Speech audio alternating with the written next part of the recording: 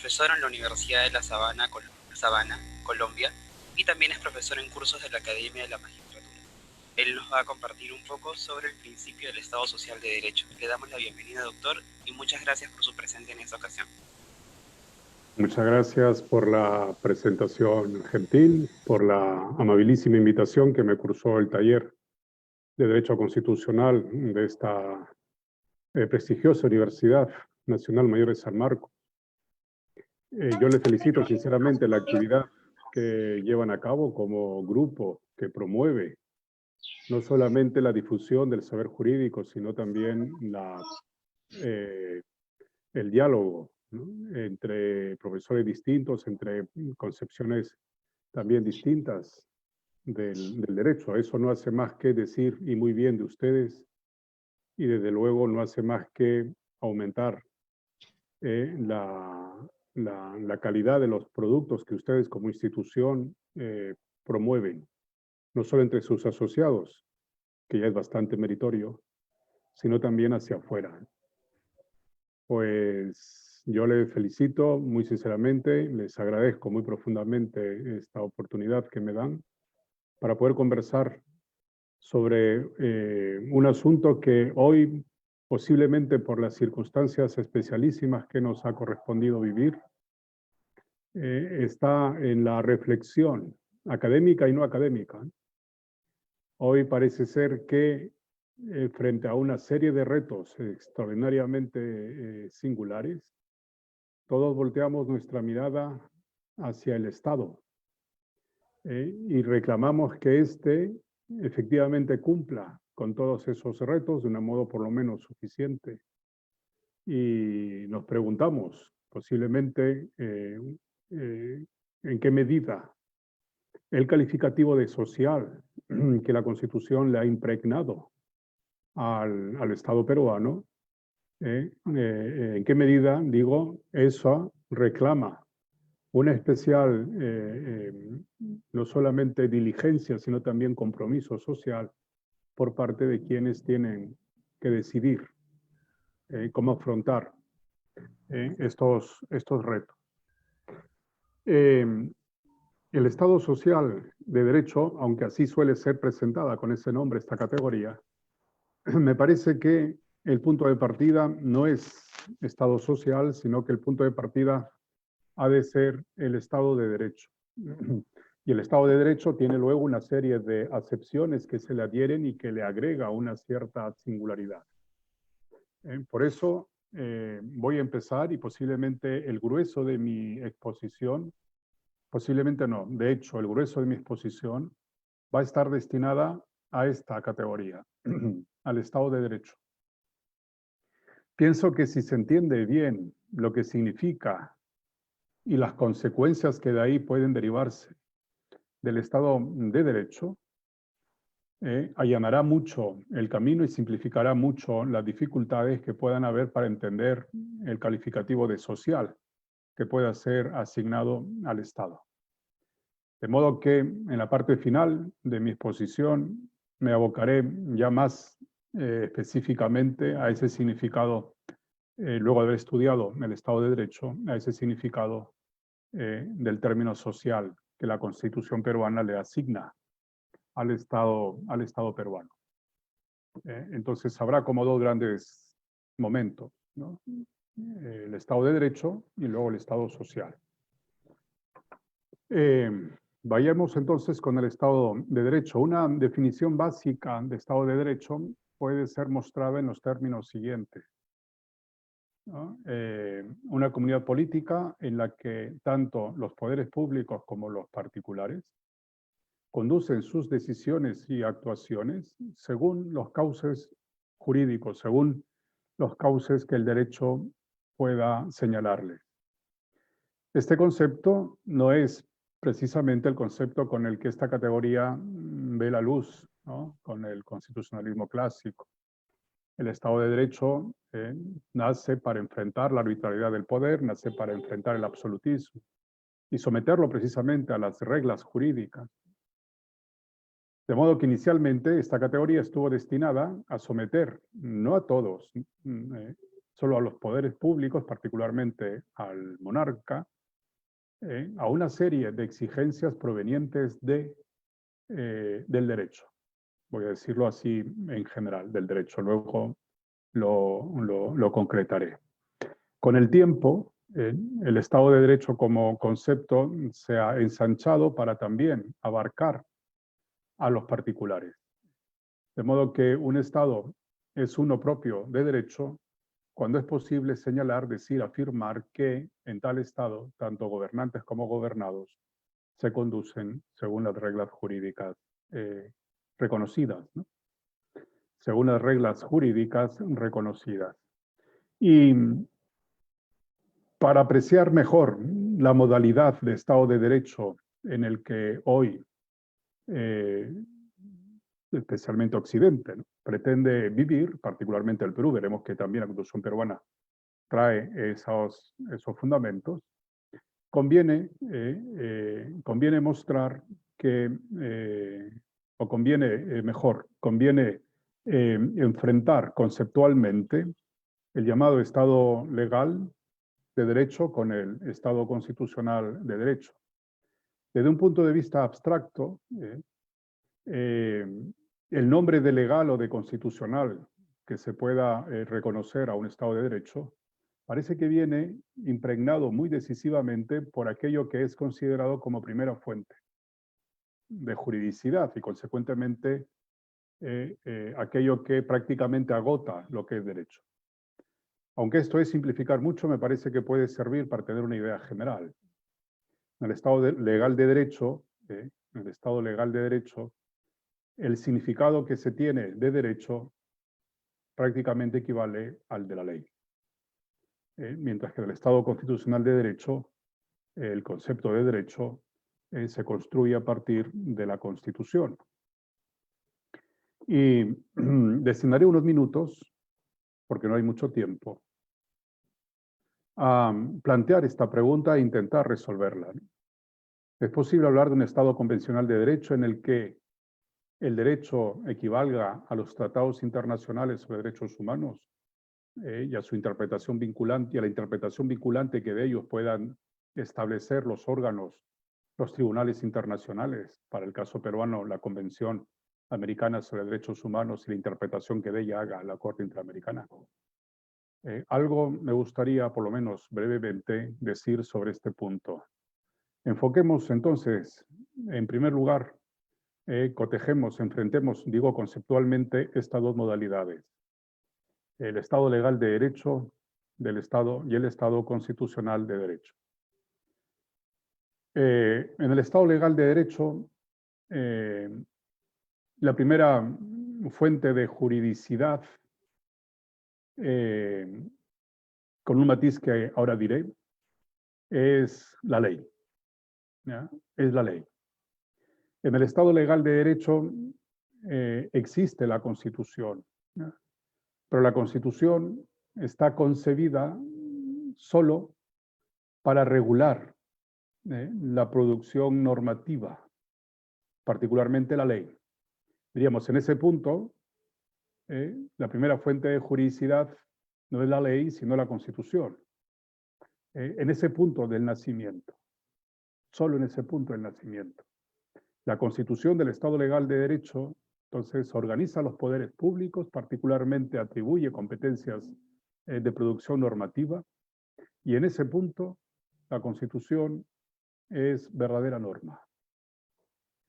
En la parte que reconoce derechos, la Constitución no es concebida como norma efectiva porque los derechos no son tenidos como tales, sino como aspiraciones políticas.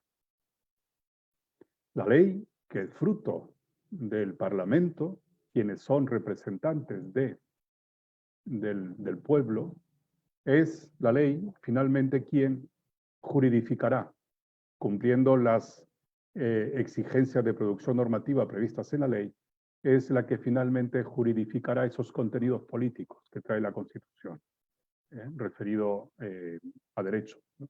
Derechos utilizados impropiamente, porque solo eran concebidos, como digo, como aspiraciones políticas.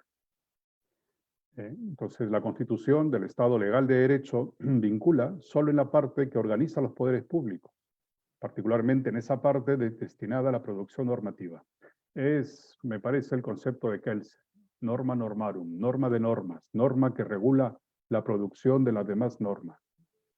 La Constitución se destina a regular la producción de las demás normas, particularmente de la ley, ¿no? Y la ley, como manifestación, digo, de la voluntad del pueblo, desarrolla la organización del poder y juridifica la parte política referida a derechos, a los derechos. Es muy gráfica esta aseveración de Jelinek. Él dice, en referencia al Estado legal de derecho, si existen limitaciones para el Estado, estas limitaciones serán siempre reales, o sea, fácticas o morales, pero jamás de naturaleza jurídica. Jamás de naturaleza jurídica. Limitaciones para el Estado, salvo, habría que añadir, en la parte que la Constitución regula la producción normativa. En un Estado legal de derecho, entonces, hay que echar la mirada hacia la ley, porque la ley es, en buena cuenta, la primera fuente de juridicidad una vez cumplidas las exigencias formales de producción formal que la Constitución traía consigo. En este escenario, la ley resulta siendo un producto necesario para el derecho, imprescindible y abarcativo. Y ese concepto y ese instrumento llamado ley se concibe en el Estado legal de derecho desde una manera meramente formal. La concepción de la ley se agota en las formas para producirla. De modo que se reconocía que había ley, consecuentemente que había derecho, cuando la decisión legislativa, era adoptada siguiendo las reglas previstas, procedimentales previstas en la Constitución, y siguiendo las exigencias también previstas en la Constitución, competenciales. Cuando el Parlamento, siguiendo el procedimiento legislativo, decidía algo, aquello era ley, y aquello consecuentemente era derecho, independientemente del contenido. Solo se define, la ley se define solo a partir de exigencias formales, porque precisamente es la ley la que va a dotar de contenido material a las distintas categorías jurídicas, desde que la Constitución no lo hacía.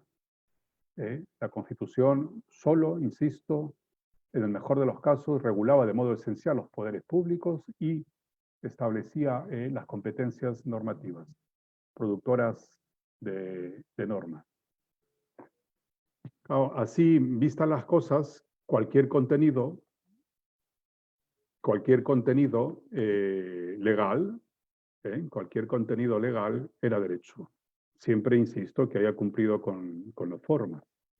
Sin duda que el Estado legal de derecho supuso un gran avance frente al Estado totalitario, al Estado absoluto. Limitar los poderes públicos a una producción normativa, de modo que ya no valía cualquier modo de decidir, sin duda que fue un avance grande. Pero este avance no fue completo. Y particularmente la deficiencia o debilidad radicaba en el concepto de ley, un concepto meramente formal de ley.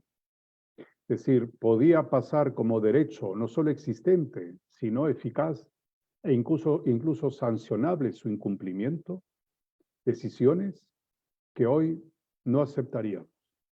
Decisiones que hoy incluso podríamos calificar de decisiones manifiestamente injustas. O en expresión del profesor Radbruch, decisiones intolerablemente injustas. No interesaba. Aquello era derecho, ¿no? Por poner un ejemplo, no necesariamente histórico, pero por poner un ejemplo abstracto, imaginen que la ley pudiese disponer que todos tienen derecho a la vida, salvo el judío o el gitano. De modo que está permitido matar al judío o al gitano por ser judío o gitano. Esa decisión debe serle reconocida existencia jurídica, validez jurídica y eficacia consiguiente, si es que la decisión ha sido adoptada cumpliendo con las exigencias formales de producción normativa. Si a esas exigencias serán cumplidas, se tenía necesariamente como derecho exigible esa decisión, aunque decidiese lo que decidiese, ¿no? Aunque decidiese de la manera que en el ejemplo gráfico, manifiestamente, pues que hoy diríamos manifiestamente injusta. Esa fue la gran debilidad, a mi modo de ver, en el Estado legal de derecho. Hizo pasar por derecho válido y exigible toda decisión, cualquier tipo de decisión, con la sola condición de cumplir exigencias formales en la producción de la ley, ¿no? En la producción de la ley.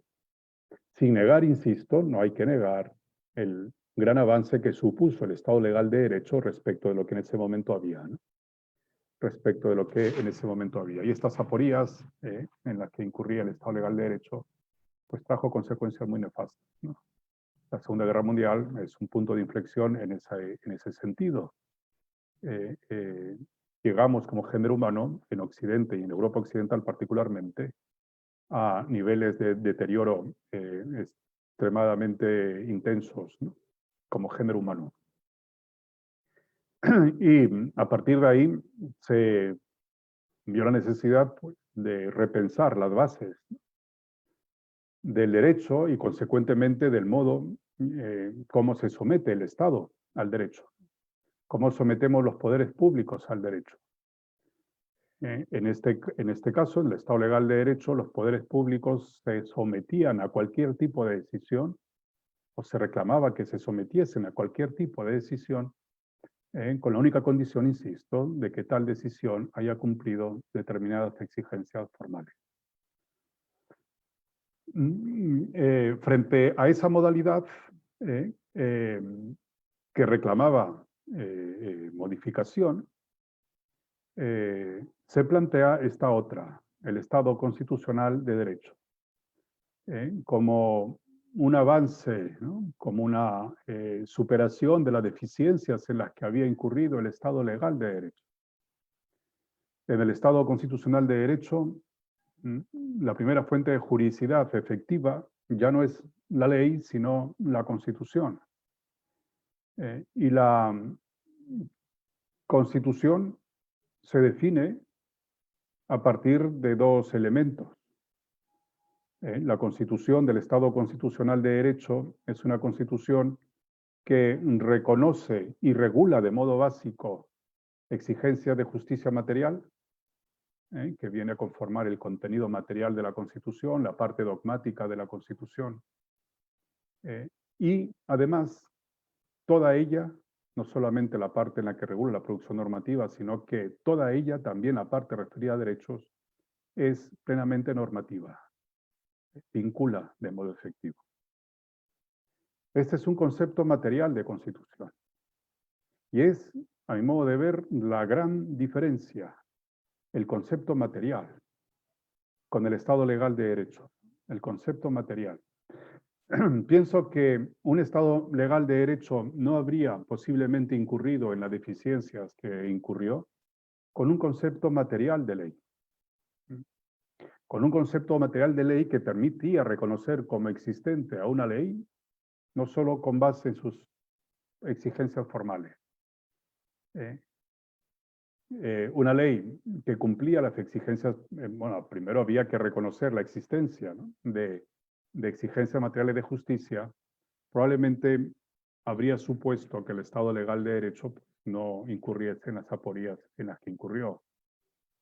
Pero claro, no era posible otro concepto de ley, porque el derecho era un derecho, el concepto de derecho era un concepto de derecho muy formal, ¿no?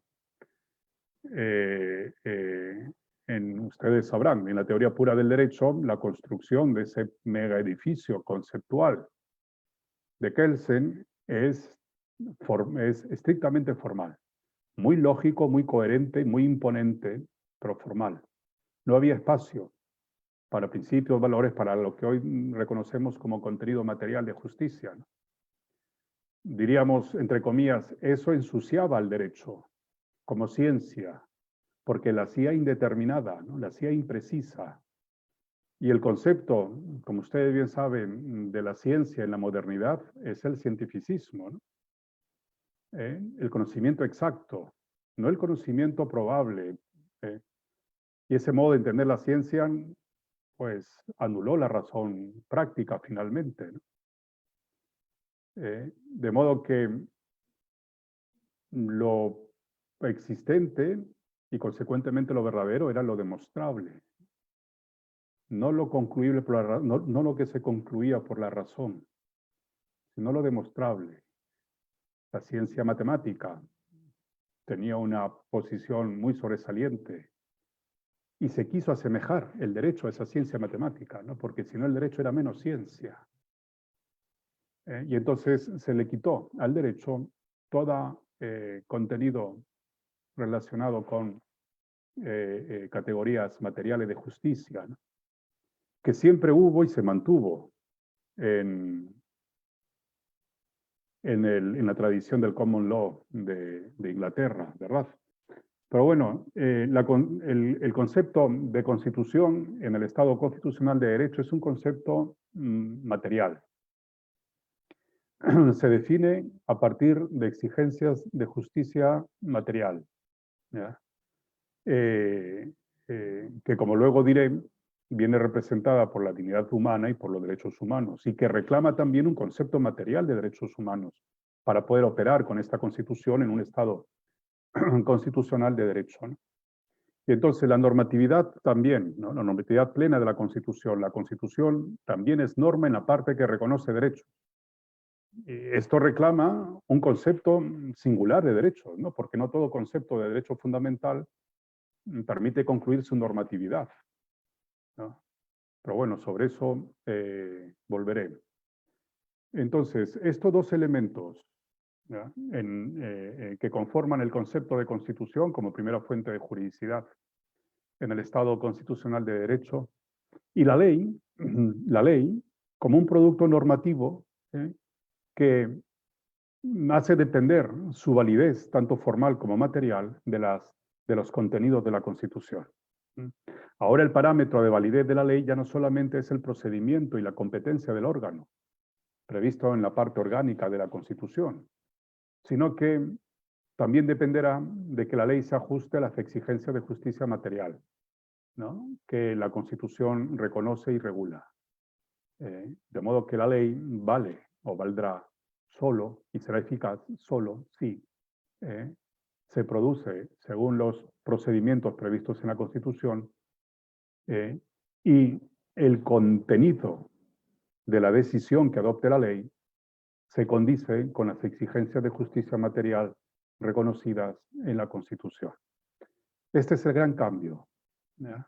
Y esto nos impele, si queremos que el Estado de Derecho en nuestro país sea uno propio del Estado constitucional, que supere la deficiencia del Estado legal de derecho, debemos reparar en que está reclamado un determinado concepto de constitución y una determinada relación entre ley y los demás productos normativos y la Constitución. Particularmente, no se agota la existencia del derecho en las formas. Son importantes sin duda las formas. Las razones formales no dejan de ser razones, pero pasan a un segundo plano. Lo decisivo y por tanto añadido respecto al Estado legal de derecho es las exigencias de justicia material. Las exigencias de justicia material. Profundicemos un poco más. Profundicemos un poco más sobre la Constitución en el Estado constitucional de derecho. ¿Ya? Primero, analicemos un poco más el elemento normativo y luego, con un poco más de profundidad, el elemento material. El elemento material. La Constitución, como les acabo de mencionar, del Estado constitucional de derecho se concibe como una realidad plenamente normativa. Todos sus contenidos vinculan.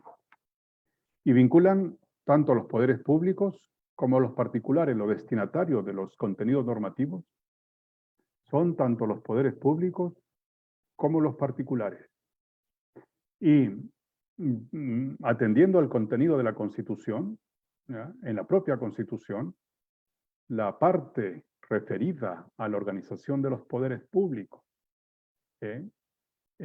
hacen depender su validez y eficacia del ajustamiento a la parte material de la Constitución. Algún ejemplo diré más adelante. Y esta vinculación que opera tanto a los poderes públicos como a los particulares es de tipo negativo y a la vez positivo, ¿no? La Constitución, particularmente los derechos fundamentales, no solamente imponen deberes negativos a los poderes públicos y a los privados, sino que también señalan direcciones a partir de las cuales se pueda dar contenido a las decisiones públicas o privadas. Los derechos fundamentales también obligan de modo positivo a la hora de adoptar decisiones, tanto los poderes públicos como los particulares. El principio de normatividad, en general, y aquí les traigo una declaración del Tribunal Constitucional, en el caso peruano, no hay ningún problema en ser reconocido. Hoy nadie, no por lo menos seriamente, discute la normatividad de la Constitución como elemento de la Constitución del Estado constitucional de derecho. Dice el Tribunal Constitucional peruano, la interpretación constitucional debe encontrarse orientada a relevar y respetar la naturaleza de la Constitución como norma jurídica, no por naturaleza política o moral. La Constitución como norma jurídica, vinculante, toda ella, in toto, dice el tribunal, y no solo parcialmente, como ocurría en el Estado legal de derecho, que solamente era la parte orgánica, particularmente esa parte en la que se decidían las atribuciones normativas, la que vincula, sino toda ella. Y esta vinculación completa in toto alcanza tanto a los poderes públicos como a la sociedad en su conjunto, dirá el Tribunal Constitucional. Pero fíjense que así definida la normatividad de la Constitución, irremediablemente reclama este otro principio, el principio de unidad. No se puede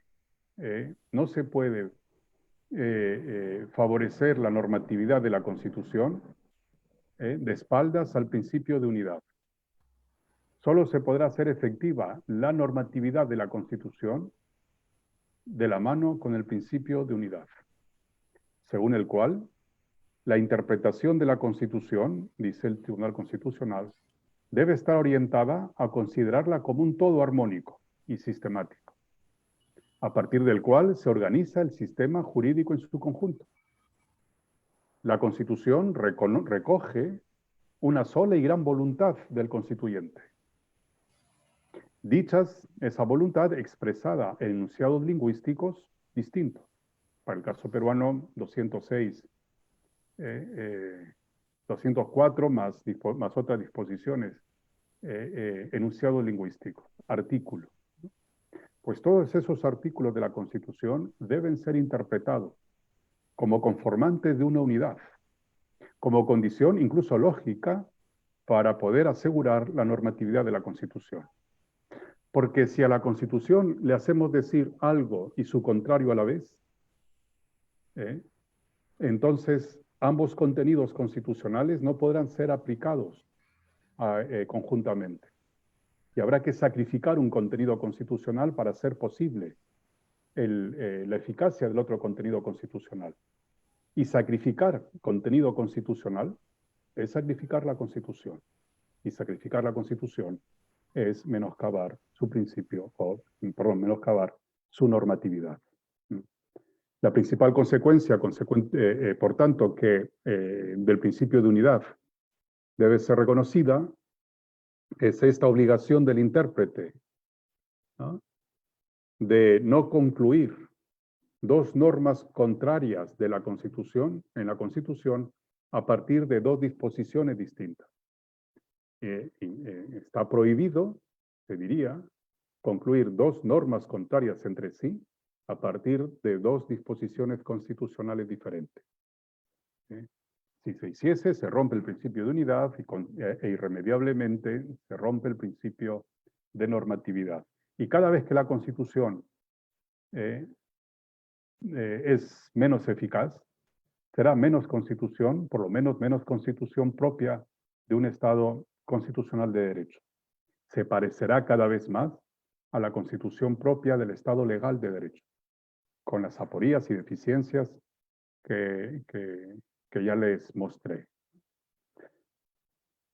El contenido decisivo de la Constitución del Estado constitucional es las exigencias de justicia material, su contenido material, el contenido material de la Constitución.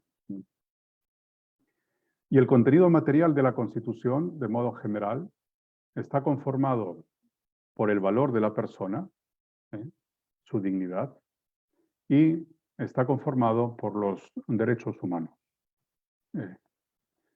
Como ustedes saben, hoy, tanto conceptual como jurídicamente, no es discutible el valor de la persona.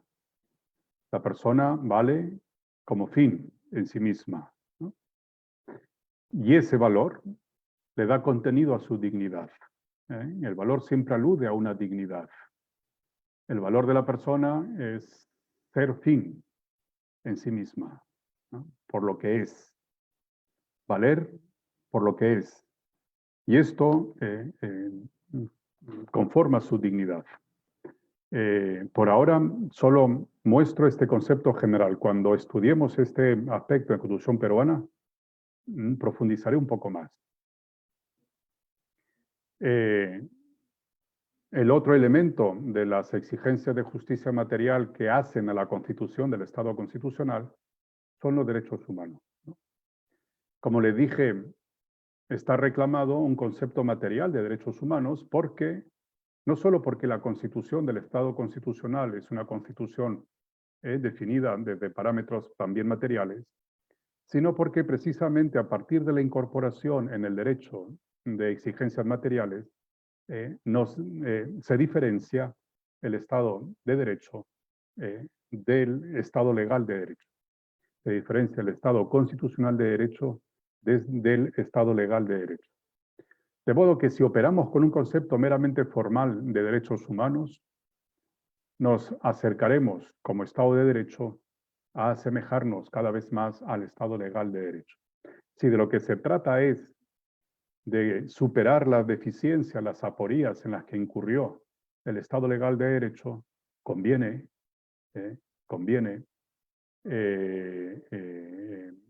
asegurar en la mayor medida de lo posible la normatividad de la Constitución y consecuentemente la plena vigencia de los derechos humanos ahí contenidos, así como el valor, dignidad de la persona. Y de los derechos humanos, muchos conceptos pueden ser dados. Un concepto material de derechos humanos me parece que puede ser mostrado de la siguiente manera, ¿no? Es el conjunto de bienes humanos esenciales debidos a la persona por ser ella lo que es y valer lo que vale, y cuyo goce o adquisición le supone a la persona grados de realización.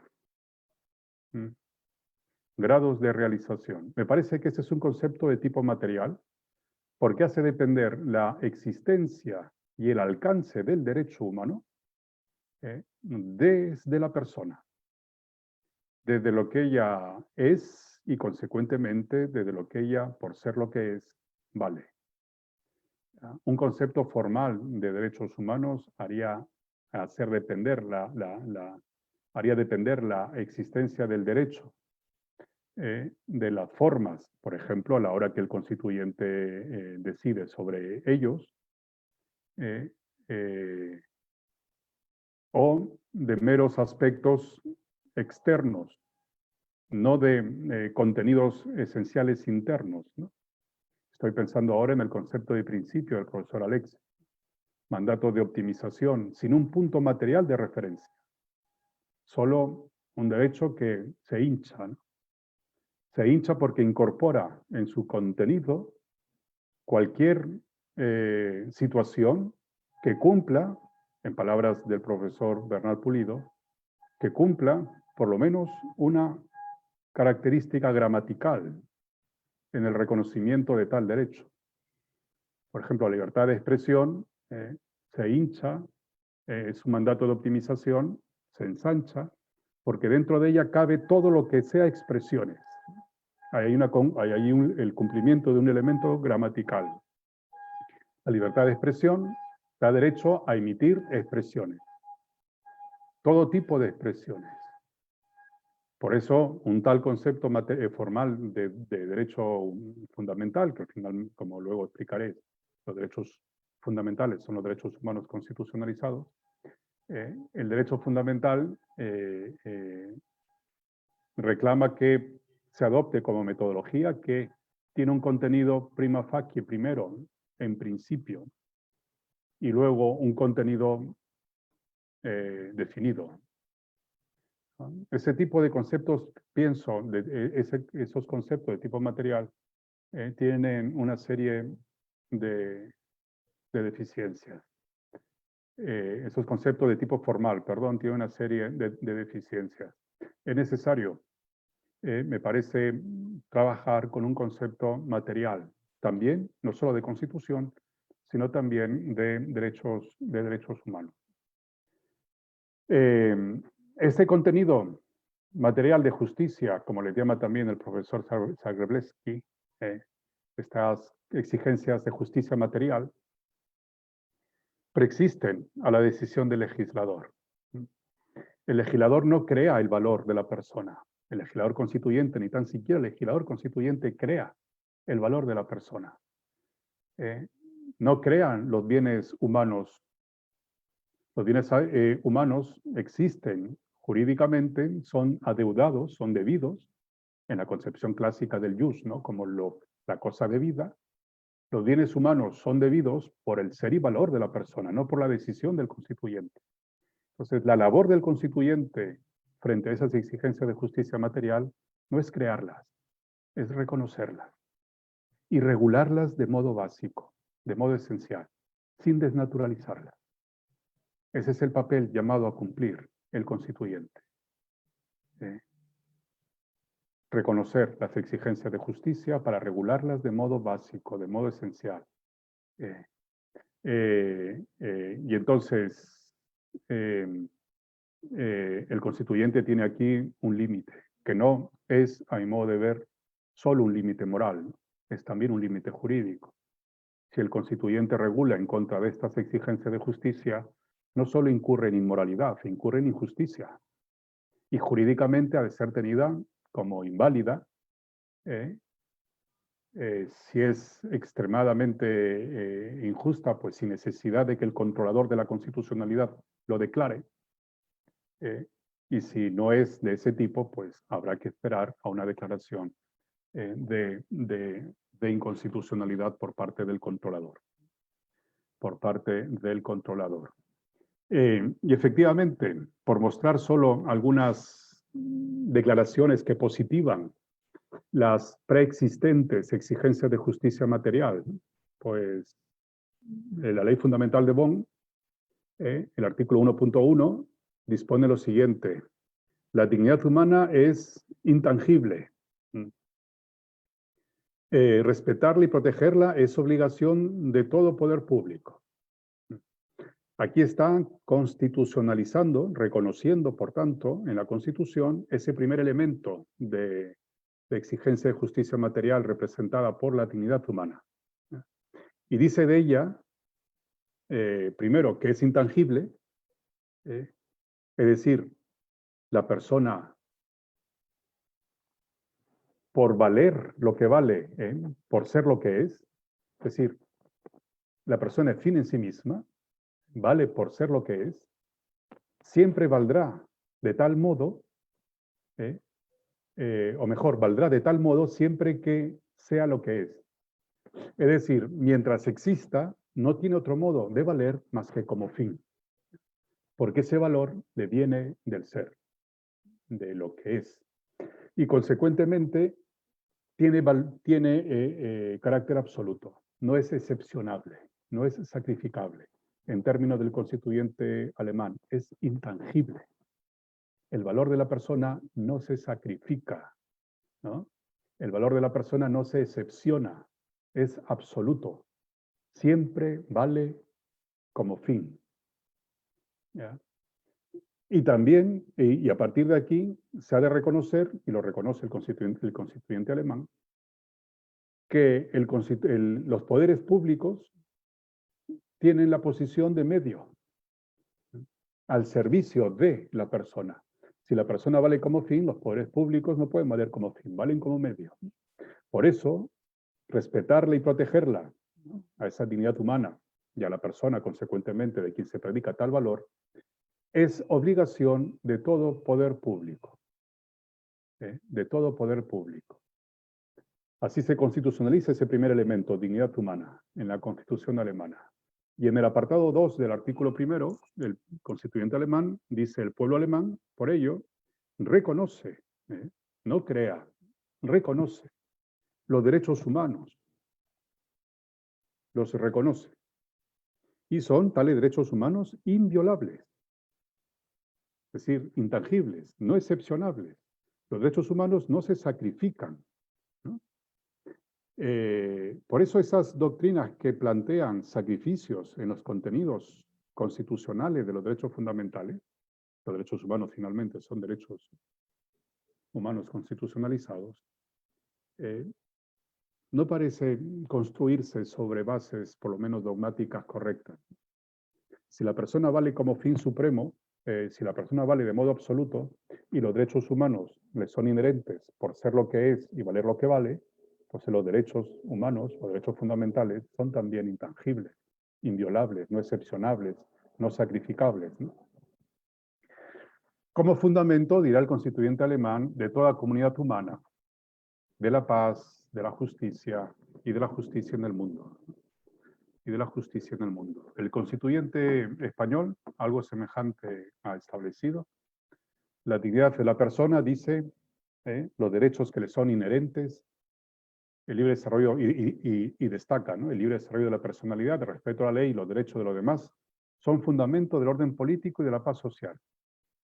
Nuevamente, aquí, en este inciso primero, menciona esos dos elementos que hacen al contenido material de la Constitución: la dignidad de la persona y sus derechos humanos, que son los derechos inviolables, ¿no? Y en el inciso 2 trae la consecuencia de tal reconocimiento. Corresponde a los poderes públicos promover las condiciones para que la libertad y la igualdad del individuo y de los grupos en que se integra sean reales y efectivas. Es decir, los poderes públicos están al servicio del contenido material de la Constitución, porque es el modo como los poderes públicos se ponen al servicio de la persona, poniéndose al servicio del valor de la dignidad humana y al servicio de los bienes humanos que a ella se le adeudan por ser lo que es y valer lo que vale, es decir, de los derechos humanos. Y por eso también corresponde a los poderes públicos remover los obstáculos que impidan o dificulten la plenitud, su plenitud, la plenitud de la libertad y la igualdad, y facilitar la participación de todos los ciudadanos en la vida política, económica, y, cultural y social. Nuevamente, este contenido material en el constituyente español, reconocido, no creado, reconocido, y también reconocido la consecuencia necesaria de ese contenido material, que es los poderes públicos al servicio de la plena realización de la persona, no solo de la formal o declarada, ¿no?, realización de la persona, a través de la plena vigencia de la libertad y de la igualdad, de los derechos humanos, diríamos, y no solamente al servicio de la mera declaración formal de tales derechos. Y la Constitución peruana, como no podía ser de otro modo, también ha constitucionalizado las exigencias de justicia material que singularizan a la Constitución como Constitución del Estado constitucional de derecho. Dice el artículo 1 de la Constitución peruana que la defensa de la persona humana y el respeto de su dignidad son el fin supremo de la sociedad y del Estado. Aquí se reconoce ese primer elemento de exigencia de justicia, el valor de la persona. Dice el constituyente, la persona vale como fin supremo de la sociedad y del Estado. De la sociedad y del Estado. Los poderes públicos, a los que se hace referencia con el término Estado, están al servicio de la persona. Pero también la sociedad. No para significar que unas personas están al servicio de otras, sino para significar que toda realidad social, económica, por ejemplo, particularmente, pero bueno, económica, cultural, política, incluso el mismo derecho, están al servicio de la persona. Están al servicio de la persona. Y también ha reconocido los bienes humanos debidos, los derechos humanos, ¿no?, que al ser constitucionalizados reciben el nombre de derechos fundamentales, derechos especialmente decisivos, ¿no? Y los ha reconocido expresamente, particularmente, no exclusivamente, en el artículo 2. Fuera del artículo 2 también hay algunos derechos reconocidos, los derechos sociales, los derechos políticos, el debido proceso, están fuera del artículo 2, ha reconocido expresamente los derechos humanos. Y en el artículo 3 ha reconocido la cláusula, o ha incorporado la cláusula de reconocimiento implícito, tácito, de tales bienes humanos debidos, ¿no?, de tales derechos humanos.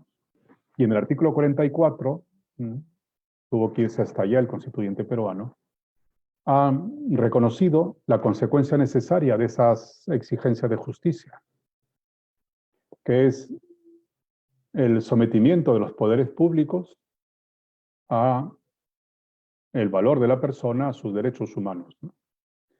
Son deberes primordiales, dice el constituyente peruano, son deberes primordiales del Estado defender la soberanía nacional, eso no viene ahora, aquí.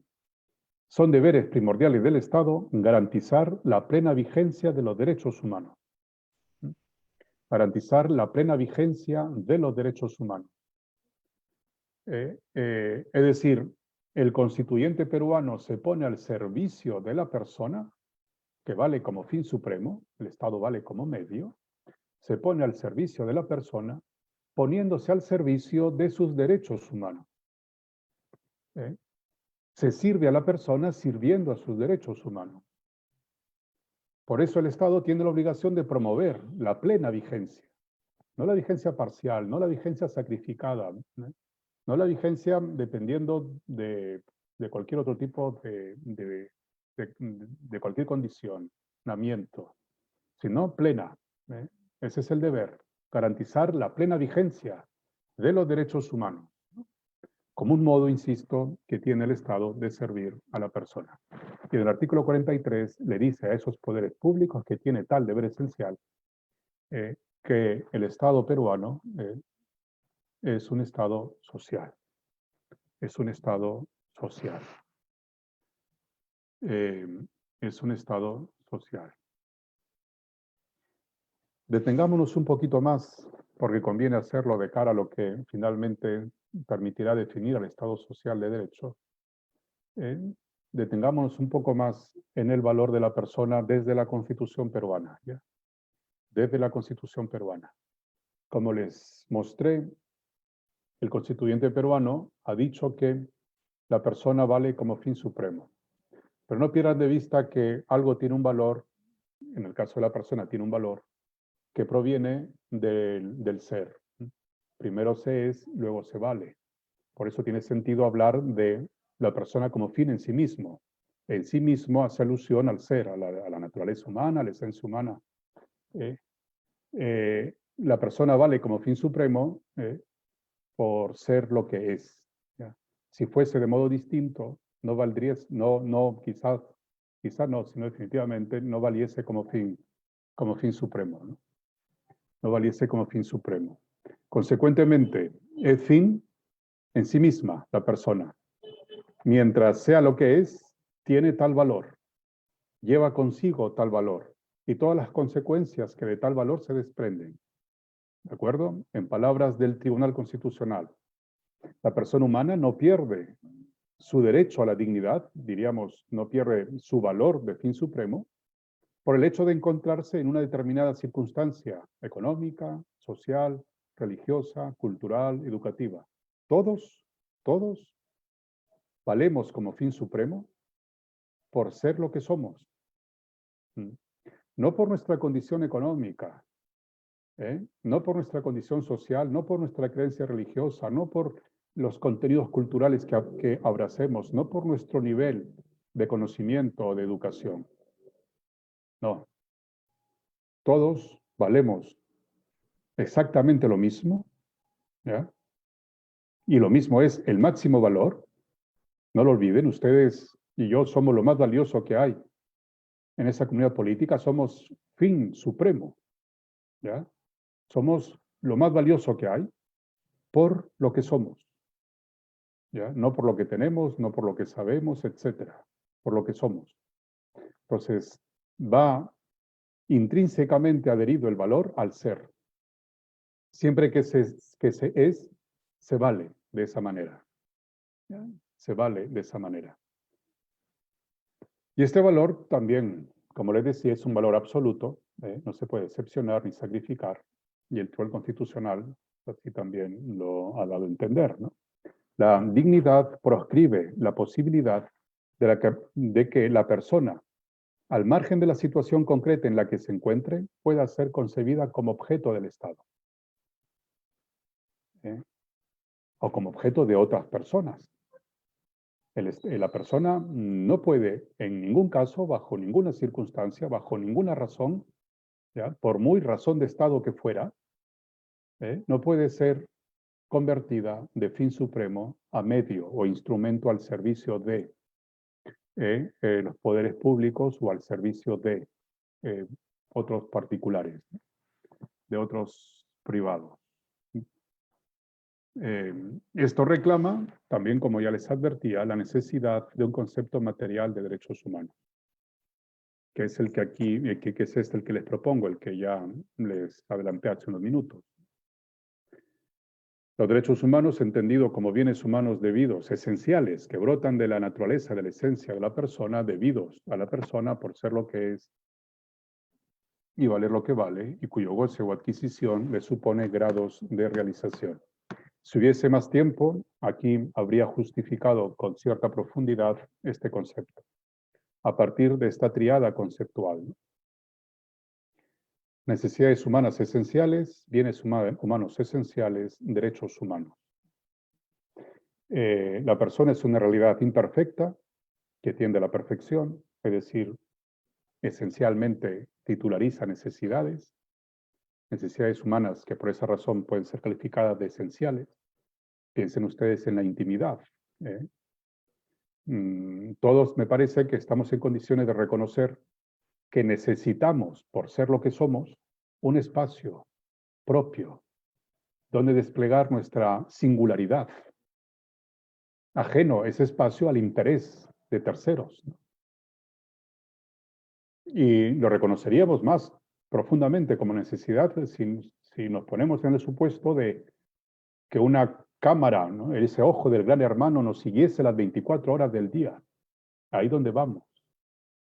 No 23 horas y media para que haya media hora de espacio propio, las 24 horas. No podríamos vivir. Si le ponen ustedes una cámara a una gallina, las 24 horas, a un perro, dices, no pasa nada. ¿no? Porque su ser no reclama ese espacio, que nuestro ser sí reclama. Es decir, hay necesidades que brotan de nuestra esencia, que son esenciales. Y esas necesidades están llamadas a ser satisfechas a partir de bienes, en ese concepto aristotélico de bien, ¿no? Como aquello que perfecciona al ser. Se satisface necesidades y se perfecciona al ser a través de bienes. Pues los bienes humanos esenciales, llamados a satisfacer tales necesidades humanas esenciales. Piensen en el bien humano intimidad, la intimidad, ¿no? La intimidad como bien humano que satisface esa necesidad de un espacio propio, ¿no? Lejos o ajeno al interés de los demás. La naturaleza humana, la esencia humana, permite concluir necesidades humanas esenciales y, consecuentemente, bienes humanos esenciales. Pero esos bienes humanos esenciales se convierten en adeudados a la persona por lo que vale. La persona vale como fin supremo. ¿Cuál es la consecuencia necesaria de aquello que tiene condición de fin? Su realización. Ustedes se han apuntado a esta actividad porque tienen una finalidad. Y están aquí presentes porque quieren hacer realidad tal finalidad, quieren conseguir tal finalidad. Pues bien, aquello que tiene condición de fin está llamado irremediablemente a ser realizado, a ser conseguido. La consecuencia necesaria de afirmar que la persona es fin supremo es reconocer el deber de promover su plena realización. Está llamada la persona a la plena realización, por valer lo que vale. ¿Y cómo se consigue esta plena realización? A través de los bienes humanos esenciales. La vida, la intimidad, la igualdad, la libertad, etc. Entonces, atendiendo al valor de la persona, tales bienes humanos se reconocen como adeudados a la persona. Porque al valer ella lo que vale como fin supremo, está ordenado promover su máxima realización. Así entonces, como el ser o naturaleza humana me da como dato la necesidad humana o el bien humano esencial, la actividad humana me da como dato el carácter debido de tales bienes humanos. Piensen ustedes por ejemplo, en una gallina. De la gallina también puede ser dicho que es un bien para ella la vida, ¿no? Pero a nadie se le ocurre, por ejemplo, discutir que mate una gallina para comérsela, siempre que sea suya, desde luego, sin un proceso previo, ¿no? Porque si bien la vida resulta siendo también un bien para la gallina, ese bien no se le adeuda, porque la gallina tiene valor de medio, de instrumento, ¿no? Esto no justifica, desde luego, cualquier trato a la gallina o a los animales, ¿no? Pero me refiero al concepto de derecho. No le es debido, pero sí le es debido a la persona por su valor, ¿no? La vida, la libertad, la igualdad, la intimidad, etc. Son bienes humanos esenciales debidos. Y entonces, el derecho humano es un bien humano esencial, adeudado, debido a la persona. El calificativo de humano que se le añade al sustantivo derecho no tiene por finalidad, pienso, sostener que el titular de ese derecho es un ser humano. Eso sería una tautología, ¿no? El calificativo de humano que se añade al sustantivo derecho quiere significar que hay unos derechos que son especialmente relevantes por estar fuertemente conectados al ser y valor de la persona. Habrán derechos que no están tan directamente conectados y consecuentemente esos derechos ya no en estricto tendrían que recibir el nombre de humanos, ¿no? No sé, pues piensen ustedes en un derecho creado a partir de una disposición legal, ¿no? De un beneficio tributario, ¿no? O un beneficio, sí, tributario, por ejemplo, ¿no? Que está sin duda referido a la persona, pero no está directa, fuertemente referido al ser y valor de la persona. Este concepto material de derecho humano me parece que debe ser empleado a la hora de construir un Estado de Derecho, nuestro Estado de Derecho constitucional. Y afortunadamente este concepto no es ajeno a la modo de entender los derechos que tiene el Tribunal Constitucional, ¿no? Aquí solo mostraré algunas referencias jurisprudenciales. Dice el Tribunal Constitucional, los derechos fundamentales se derivan del principio del derecho de dignidad de las personas, perdón, de la persona humana, según el cual la persona se concibe como un fin en sí mismo y no como instrumento o medio de la acción estatal. ¿Qué quiere decir aquí el Tribunal Constitucional? Que los derechos fundamentales son tales, son derechos por la dignidad humana. Los derechos fundamentales se tienen como tales porque la persona vale como fin supremo. Si ustedes y yo no valiésemos como fin supremo, si valiésemos como medio o instrumento, como vale una gallina, un perro, entonces no sería posible este concepto de derechos fundamentales. No se nos debería, no se nos adeudaría. Pero precisamente porque valemos lo que valemos, es decir, porque tenemos el valor que tenemos, por la dignidad que tenemos, la libertad, la igualdad, etcétera, se nos adeuda. Son derechos, ¿no? O cuando dice el Tribunal Constitucional que, recuerda él, tenemos expresado en nuestra jurisprudencia que todo derecho constitucional, expreso e implícitamente reconocido, tiene un ámbito protegido, un bien jurídico identificable, un bien humano debido, adeudado.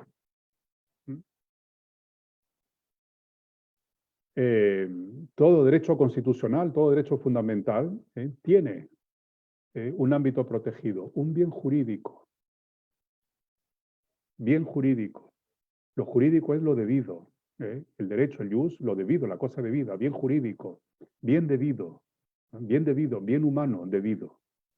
Identificable, dice el Tribunal Constitucional. Y el constituyente no los crea, por supuesto. Ni la dignidad, ni los derechos, ni los bienes humanos debidos, ni el valor de fin supremo son creados por el constituyente.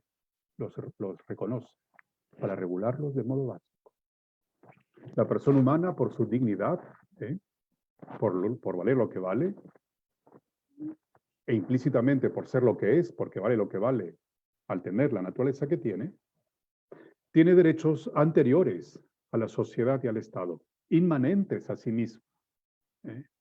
La fuente no es el legislador constituyente, la fuente es ella misma, el ser y valor de la persona, los cuales han sido progresivamente reconocidos y añadiría regulados de modo esencial hasta hoy en su legislación positiva como derechos humanos de carácter universal, ¿no?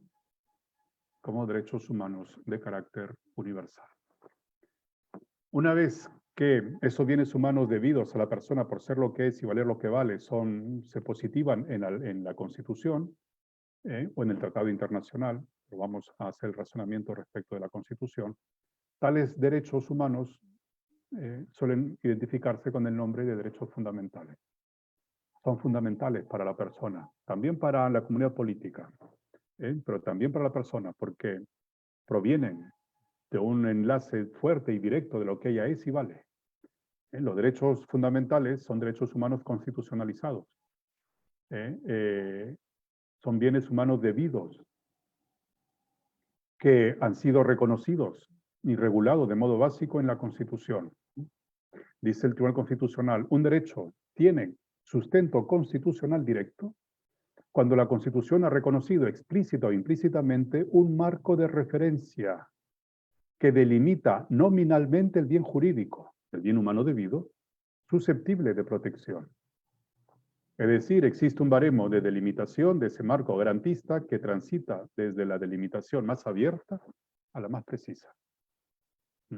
Cuando se constitucionaliza el bien humano debido, se constitucionaliza, dice el Tribunal Constitucional, primero nominalmente,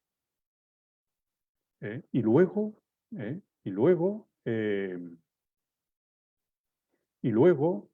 transita a una delimitación más precisa. ¿Cómo ocurre esta constitucionalización? ¿Cómo ocurre esta constitucionalización? Para el caso peruano, Bueno, y pienso que se puede también generalizar, pero lo voy a decir para el caso peruano. El constituyente peruano reconoce las exigencias de justicia en las disposiciones constitucionales de las cuales se concluyen normas. ¿Ya? De la disposición se concluyen normas que llamaremos aquí, que se llamarán aquí normas constitucionales directamente estatuidas por el constituyente. ¿Ya? Y he pasado rápido una diapositiva sobre interpretación porque me parece que no habrá mucho tiempo para decir lo destacado aquí. ¿Ya? Vamos a llamar normas constitucionales directamente estatuidas a las que provienen de una interpretación literal y sistemática.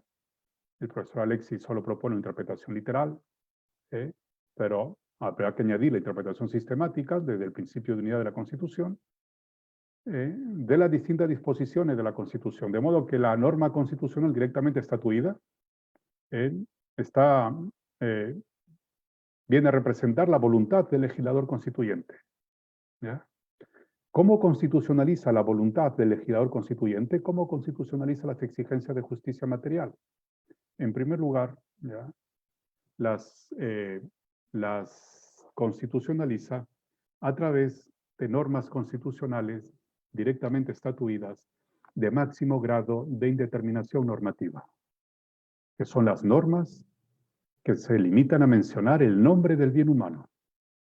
¿Recuerda lo que decía el Tribunal Constitucional? Aquí, un marco de referencia que delimita nominalmente el bien humano, el bien jurídico. A esto se hace referencia con las normas constitucionales directamente estatuidas de máximo grado de indeterminación normativa. Es decir, son normas que se limitan a mencionar el nombre del bien humano. ¿Ya? Por ejemplo, el 2.24 de la Constitución. Toda persona tiene derecho a la libertad y a la seguridad personales. Desde aquí brota la norma según la cual está ordenado respetar el contenido esencial del derecho a la libertad personal. ¿Ya? Las normas constitucionales que se limitan a mencionar el nombre del bien humano están constitucionalizando el bien humano debido. Y en el concepto que les he propuesto de derechos humanos, el bien humano debido hace a la esencia del derecho humano. ¿No? El derecho humano es el bien humano debido. Cuando el constituyente se limita a mencionar el nombre del bien humano, está constitucionalizando la esencia del derecho humano. Está constitucionalizando el contenido esencial del derecho humano. Y lo está haciendo a través de una norma de máximo grado de indeterminación normativa, porque solo menciona el nombre del bien humano, sin decir nada más. ¿No? Una vez, entonces, el bien humano debido no lo crea el constituyente, lo reconoce. Cuando ustedes en la Constitución lean disposiciones que dan como consecuencia normas que se limitan a mencionar el nombre del bien humano, reparen en que ahí está ocurriendo un mero reconocimiento del bien humano debido. El bien humano debido no se crea, se reconoce. ¿Ya? Por ejemplo, aquí, toda persona tiene derecho a la libertad y a la seguridad personal. Está ordenado, por tanto, respetar el contenido esencial del derecho a la libertad personal. Ya no coloco seguridad personal porque es la contraparte, ¿no? Hablar de libertad personal reclama necesariamente hablar de seguridad personal. Y a su vez, el constituyente, ¿ya?, regula de modo esencial ese bien humano debido constitucionalizado. Y lo hace a través de normas constitucionales directamente estatuidas con algún relevante grado de indeterminación normativa y con normas constitucionales directamente estatuidas sin grado relevante de indeterminación normativa. Por ejemplo, este artículo 2.24, apartado F, dice el constituyente peruano: nadie puede ser detenido sino por mandamiento escrito y motivado del juez o por las autoridades policiales en caso de flagrante delito. Esta disposición está regulando el bien humano debido a libertad personal. ¿Ya? Lo está concretando el bien, al bien humano debido. Pero lo está concretando con una disposición que da como consecuencia, con un enunciado lingüístico que da como consecuencia una norma, uno de cuyos elementos es un elemento abierto. En este caso, está prohibido ser detenido sin mandamiento escrito y motivado del juez. ¿Qué se entiende por mandamiento motivado del juez? ¿Cuándo hay un mandamiento motivado del juez referido a la detención de las personas? Eso hay que determinarlo, precisarlo. Y lo ha determinado, lo ha precisado el Código Procesal Penal, por ejemplo, cuando ha dispuesto cuáles son los requisitos que se han de cumplir para emitir mandato de detención. El mandamiento judicial será un mandamiento motivado cuando el juez razone el cumplimiento de esos requisitos. Este es un elemento indeterminado. No con máximo grado, que solo se limita a mencionar el nombre del bien humano, pero sí con grado relevante.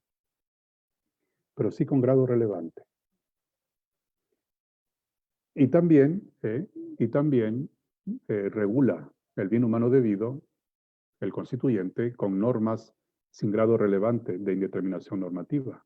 Por ejemplo, la que brota del 2.24, apartado F.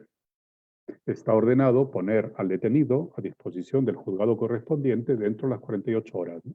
Con precisión. Ni 24, ni 72, 48 horas.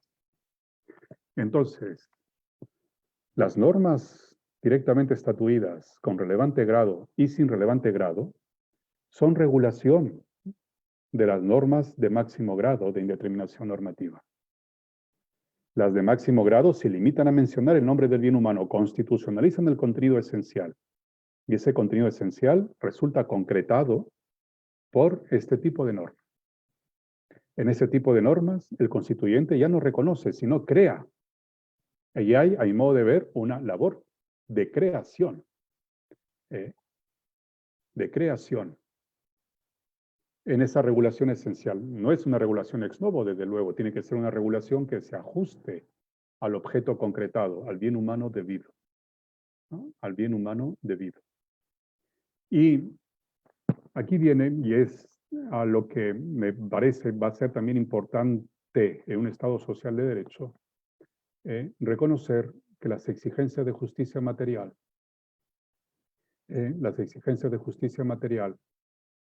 los bienes humanos debidos, el valor de la persona, son reconocidos por el constituyente y a su vez el constituyente, los regula de modo esencial, creando contenidos normativos.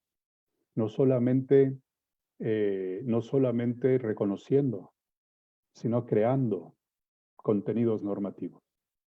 Y los contenidos normativos que crea en un Estado constitucional de derecho, me parece, que tiene que estar, esos contenidos normativos que el constituyente crea, deben ajustarse al objeto concretado, al bien humano debido. De modo que si el constituyente crea desajustándose del objeto concretado, puede el constituyente incurrir en inconstitucionalidad de tipo material.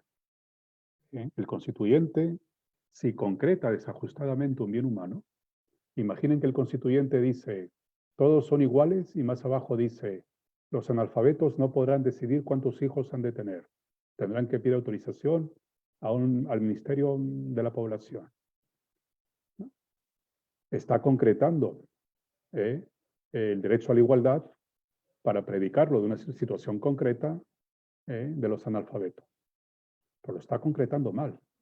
El analfabeto vale tanto como fin supremo como la persona alfabeta, ¿no? Es decir, está concretando la exigencia de justicia material, igualdad, de modo desajustado. En ese caso, el constituyente no solo incurre en inmoralidad, ¿no? Que también incurre en injusticia. No le está dando a la persona analfabeta lo que se le debe por ser lo que es y valer lo que vale. Eso es una injusticia, ¿no? Que al contravenir una exigencia de justicia constitucionalizada, esa decisión del constituyente es inconstitucional. Es inconstitucional, ¿no? Las normas constitucionales e inconstitucionales ya era una categoría que el profesor Otto Baschoff había propuesto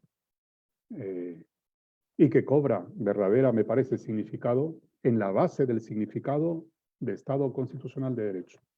De Estado constitucional de derecho. Entonces, las exigencias de justicia están constitucionalizadas en la Constitución peruana con el significado que aquí con la brevedad del tiempo, les he planteado. Y también la Constitución peruana es una constitución normativa, plenamente normativa. El artículo 51 de la Constitución ya lo dispone. Primero el 38. ¿Ya? Primero el 38. Todos los peruanos, dice el artículo 38, tienen el deber de respetar, cumplir y defender la Constitución. ¿Por qué? Porque es una realidad plenamente normativa. ¿Ya? Nos vincula de modo efectivo como norma a todos, como norma jurídica, a todos los peruanos, gobernantes y gobernados. Y nos vincula como norma suprema, dice el artículo 51. Prevalece sobre toda norma del ordenamiento jurídico. A esta referencia general, el constituyente peruano la ha ido particularizando, ¿no? Primero, la ha predicado de los poderes públicos en general, ¿no? El poder del Estado emana del pueblo, dice, quienes lo ejercen lo hacen con las limitaciones y responsabilidades que la Constitución dispone, ¿no? Y luego lo ha singularizado para el poder legislativo, para el poder ejecutivo y para el poder judicial, ¿no? Y para el poder judicial. La Constitución peruana es verdadera norma. Sus contenidos vinculan de modo efectivo.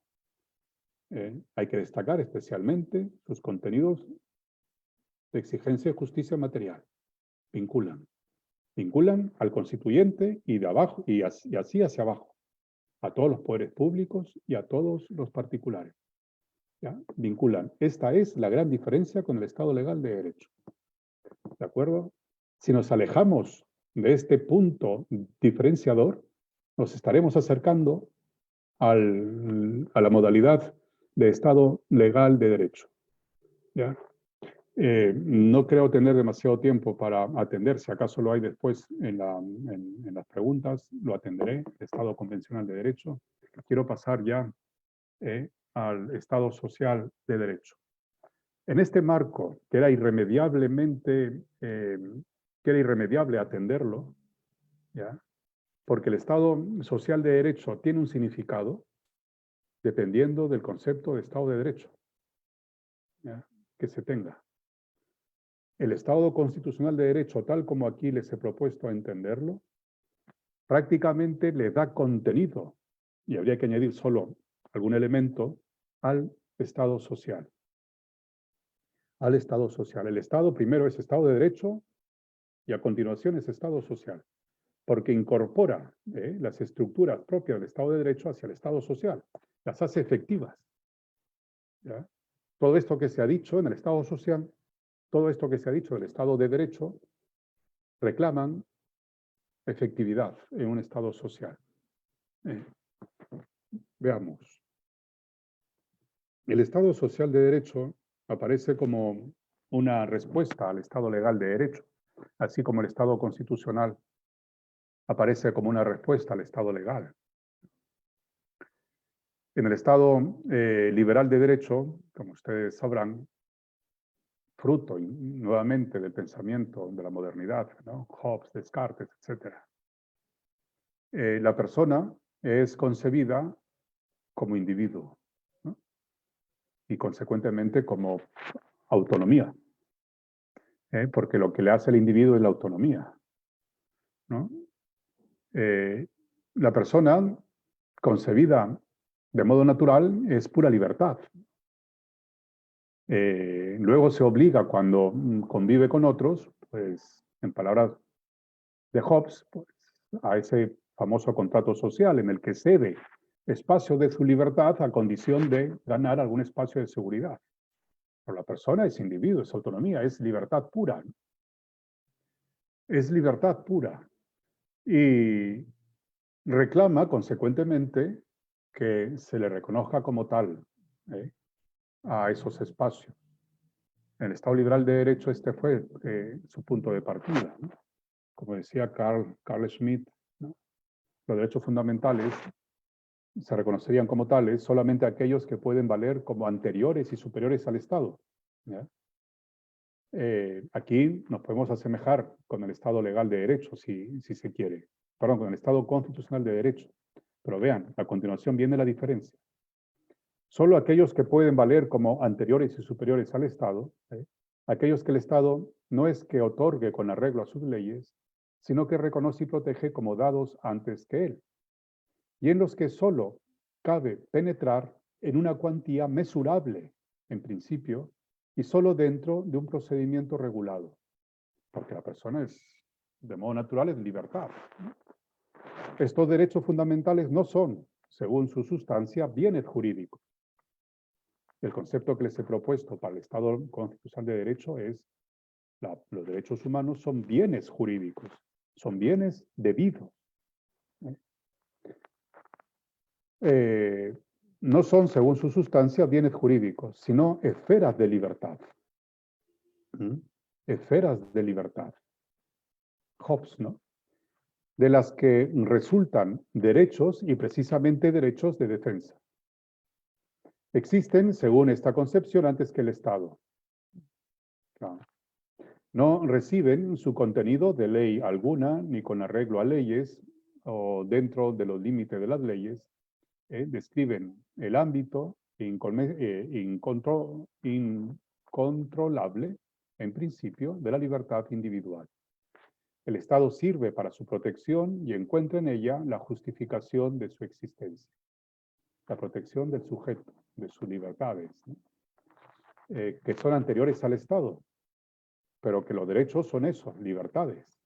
No son bienes jurídicos, no son bienes debidos, son libertades. Eso está en la concepción del pensamiento moderno y en la concepción a veces de los derechos fundamentales como mandatos de optimización. ¿Por qué los derechos fundamentales son mandatos de optimización? Pues porque la persona, individuo, esencialmente es libertad, lo que tiene atribuido, que se expande, ¿no? Y se frena cuando choca con otro, y prevalece. Si acaso prevalece, porque también puede ser sacrificado, ¿no? Entonces, en el Estado legal de derecho, esta concepción de pensar a la persona como individuo, con autonomía, que lo natural para él es la libertad y que el Estado está para proteger tal libertad, supuso una serie de aporías, ¿no? Porque se concibió a la persona en abstracto, ¿no? Y ahí influyó negativamente el naturalismo racionalista. La persona se le sacó de un contexto, se le sacó de un lugar y un tiempo concreto, ¿no? La persona no existe en abstracto. Si pensásemos en abstracto la persona, sí, pues la pensaríamos como individuo, autonomía, etc. Pero la persona vive en unas circunstancias concretas. Y en esas circunstancias concretas es donde las libertades que se le reconocen deben ser ejercitadas, ejercidas. Deben ser ejercidas. Y a veces las circunstancias juegan en contra del ejercicio de las libertades. De esto no se dio cuenta el Estado liberal de derecho. Estaban convencidos que reconociendo la libertad se generaba el bien común. Por eso el libre mercado también, que es conectado a este modo de las cosas, ¿no? El hombre es pura libertad. El mercado es libertad. La libertad, reconociendo y asegurando la libertad, se reconoce y promueve el bien común. Pero esas libertades resultaron no iguales para todos, ¿no? Porque las circunstancias podían suponer y suponen impedimentos, dificultades al pleno ejercicio de las libertades. Y entonces, ¿de qué sirve? Pues reconocer, por ejemplo, que todos tenemos libertad de tránsito, si no todos podemos transitar, porque estamos enfermos, por ejemplo, postrados en una cama.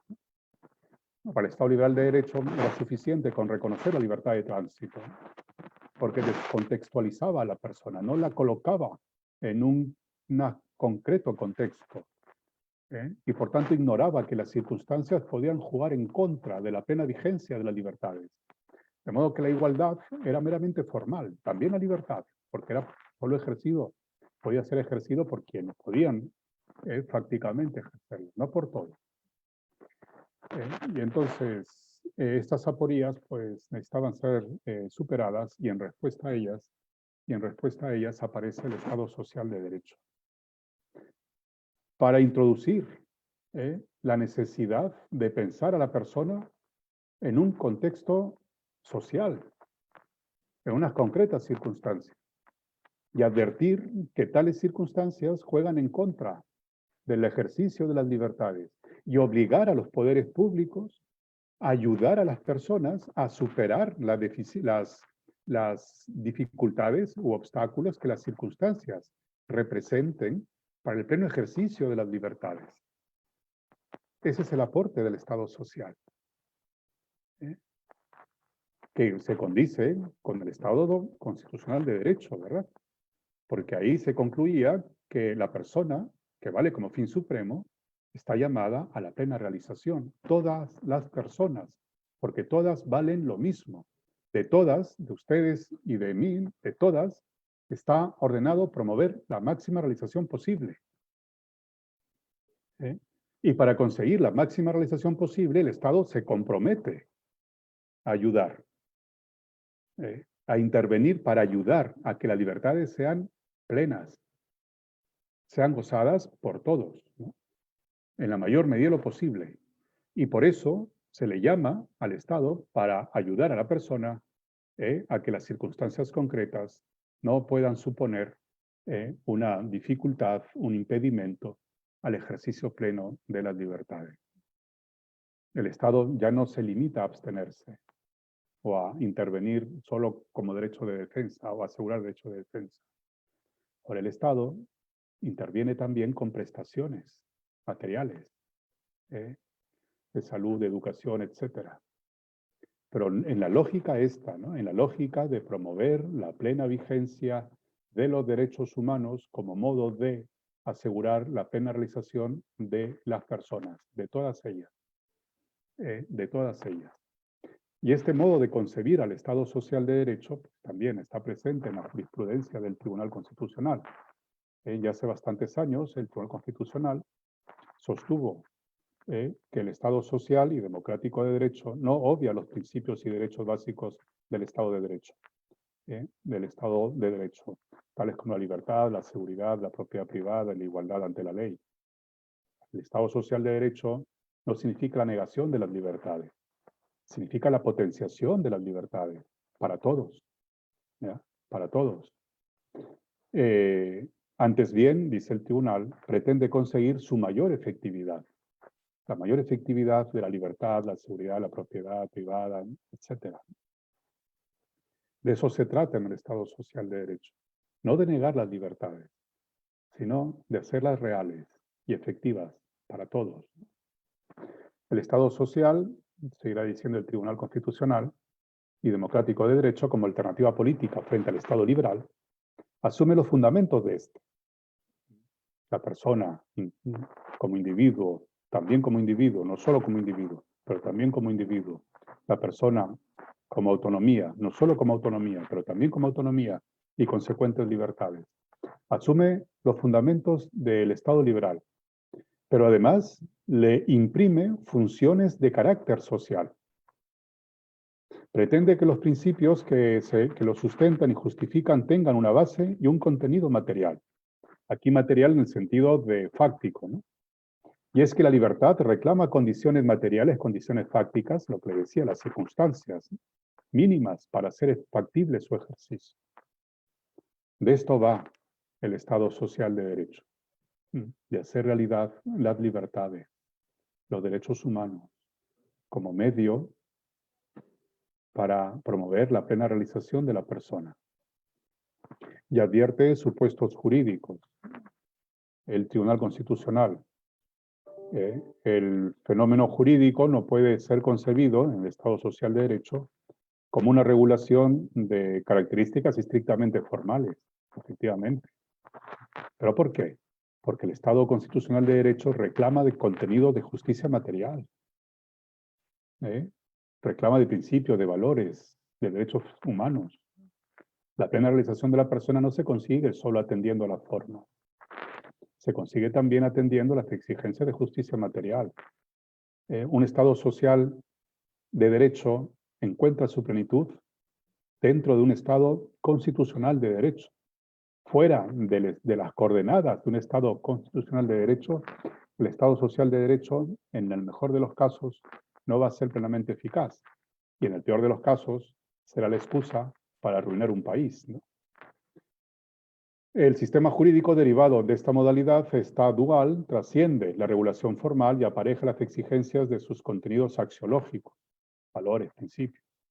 Se plasmen en la vida cotidiana, ¿no? Se hagan realidad, no solo sean reconocimientos formales. Dicha concepción presupone los valores de la justicia social y de la dignidad humana, sin duda, ¿no?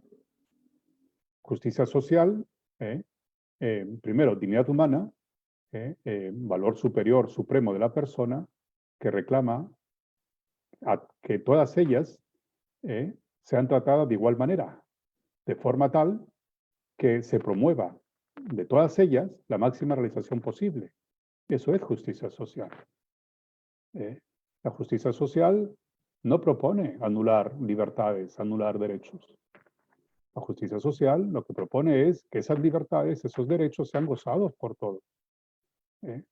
Porque todos valemos lo mismo. Pero nuevamente, este contenido del Estado social proviene del Estado constitucional de derecho, como les explicaba. Insisto, no es posible entender el Estado social de derecho al margen del Estado constitucional de derecho.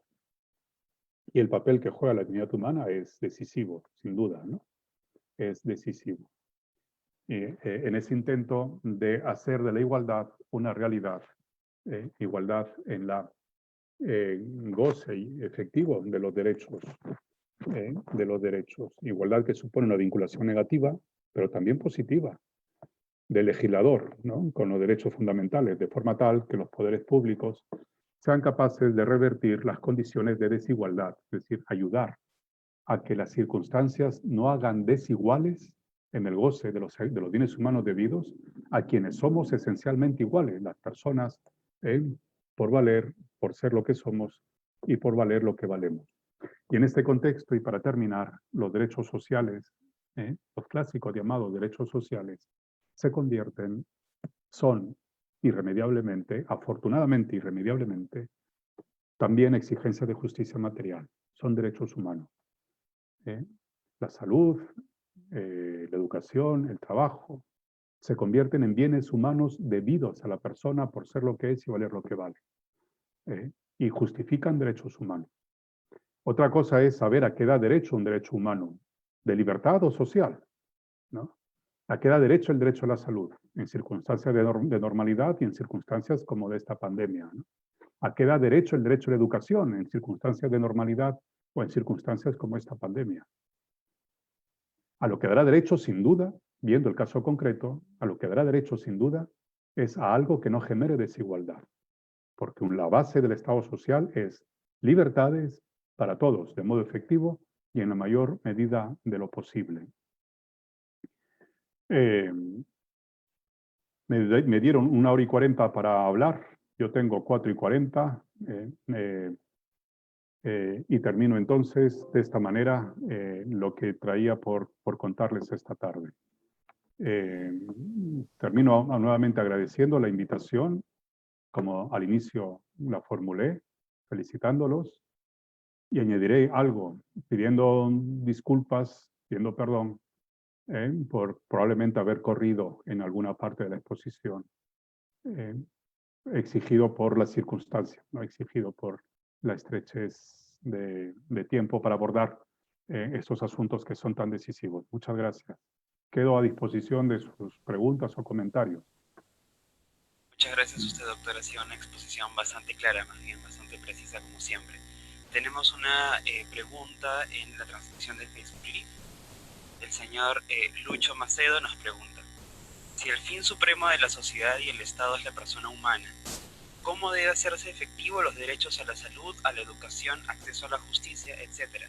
Conociendo que nuestro Estado es inoperativo. Hay comunidades campesinas a 15 horas de viaje de Cusco, en la profundidad de la selva, que materialmente solo disfrutan del derecho natural a la vida. De acuerdo. Los derechos sociales, a diferencia de las libertades, los derechos sociales, piensen ustedes, tienen una finalidad añadida, ¿no? como le decía, la finalidad de hacer realidad las libertades para todos, ¿no? Y ocurre que los derechos sociales, a diferencia de los derechos de mera libertad, o clásicamente derechos de libertad, los derechos sociales reclaman de prestaciones que suponen o que reclama también la existencia de recursos públicos. Buenos colegios, buenos hospitales, buenas atenciones médicas, buenas prestaciones sanitarias, etcétera, a cargo del Estado para quienes por las circunstancias no pueden acceder por sí mismos, pues reclama de recursos públicos. Y los recursos públicos, los dineros públicos, se tienen no siempre ilimitadamente. Y en países como el nuestro, pues se tienen muy limitadamente. Y ese es un factor que juega en contra, ¿no? Por eso el Tribunal Constitucional ha acuñado la expresión contenido mínimo. El Estado no podrá jamás sostener que no tiene dinero para lo que resulta mínimo, imprescindible en derecho a la salud, en derecho a la educación, etc. ¿Ya? Para aquello que, por ejemplo, en el derecho a la salud, para aquello que es necesario de modo esencial para mantener la vida, para neutralizar el riesgo de muerte. Entonces, ese es un elemento que no hay que perder de vista, que no hay que perder de vista.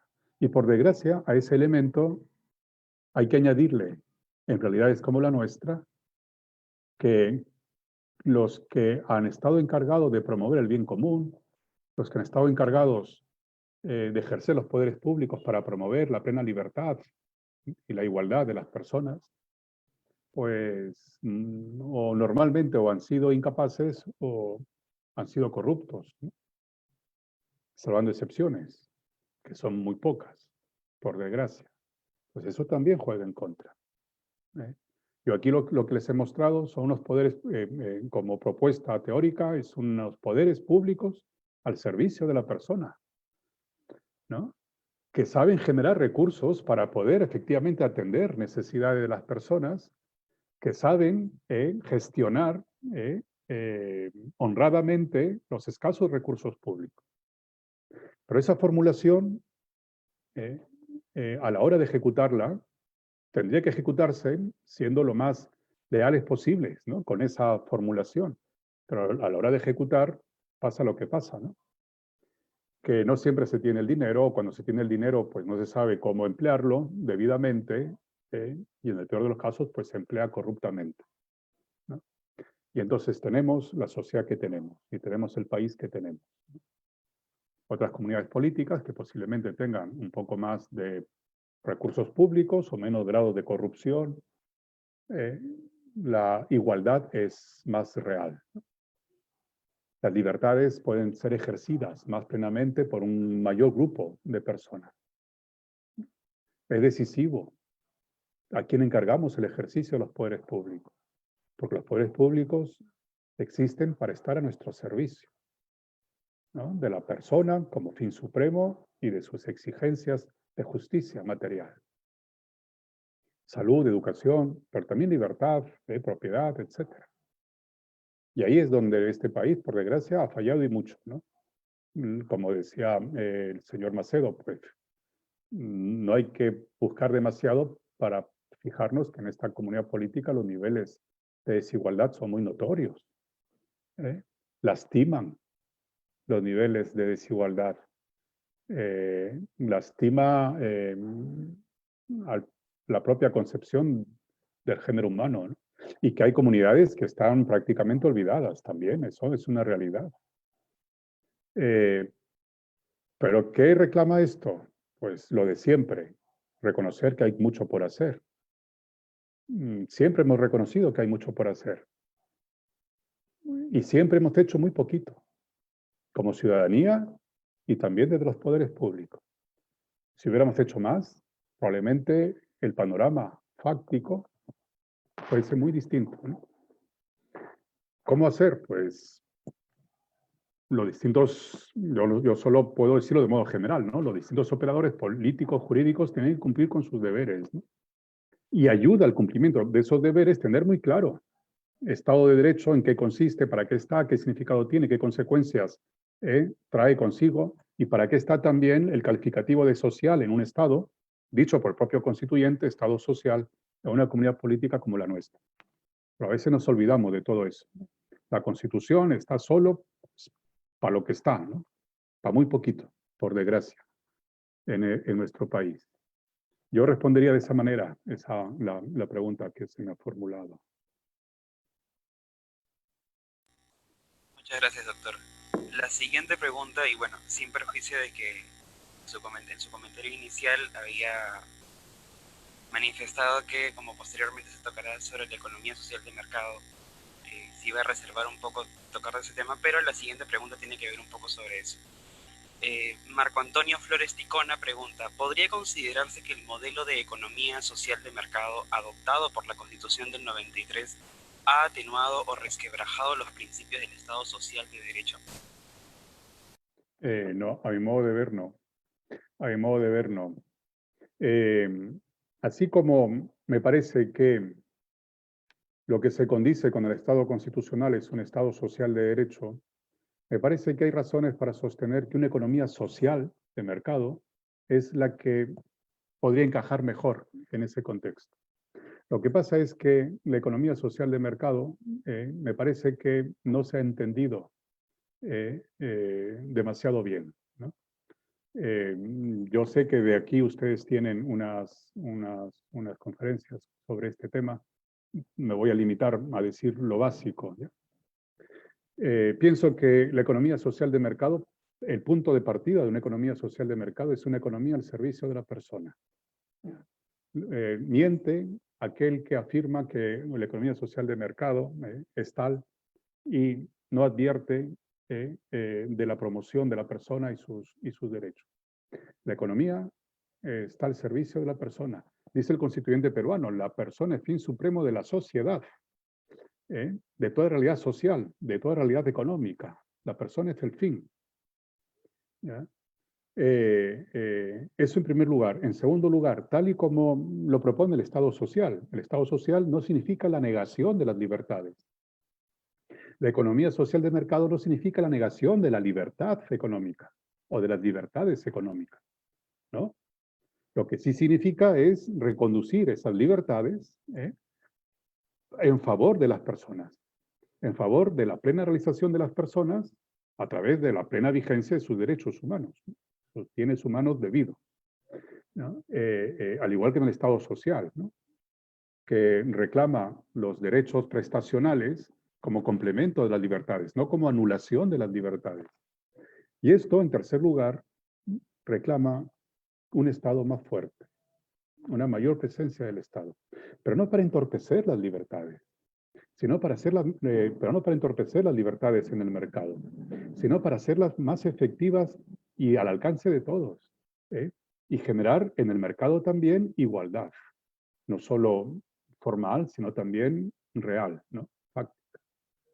La economía social de mercado no reclama la abstención del Estado, reclama y justifica y reclama la intervención estatal para ayudar a que las libertades económicas no se extralimiten y jueguen en contra de la persona. Claro que reclama la intervención del Estado.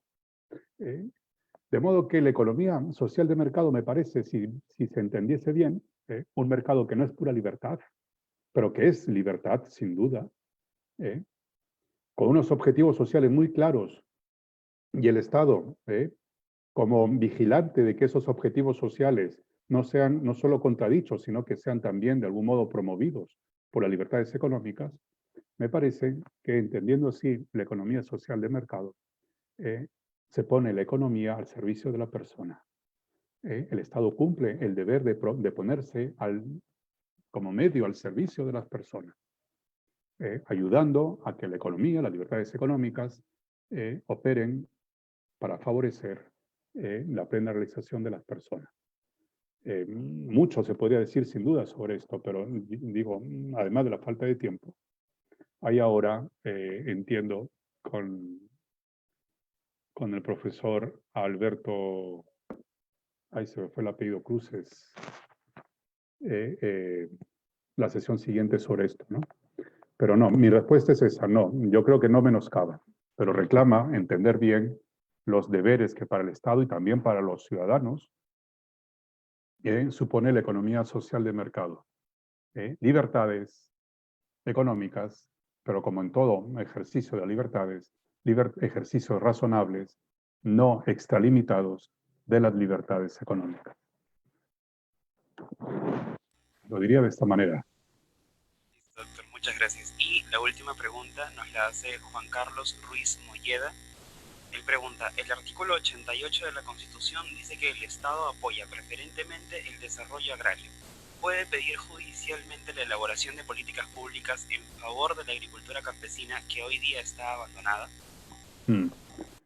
Yo pienso que sí, si es que no hubiese de modo manifiesto una política pública.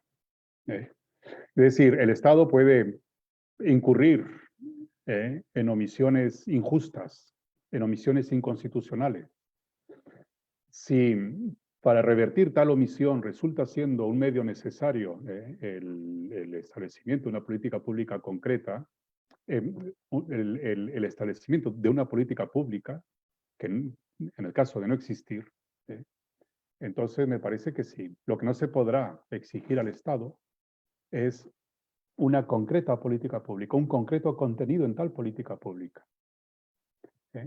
Por ejemplo, si el Estado no tiene política para promover el empleo, incurre en inconstitucionalidad.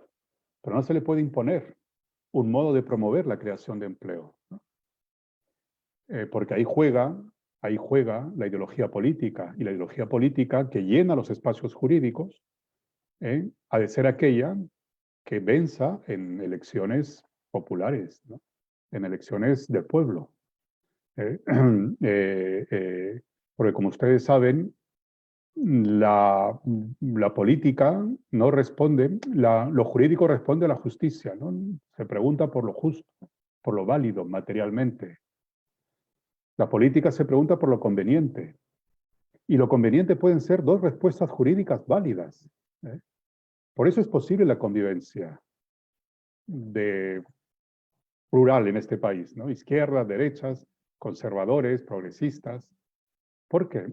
Porque desde los pensamientos ideológicos de derecha o de izquierda, o progresistas o conservadores, pueden surgir respuestas constitucionalmente válidas.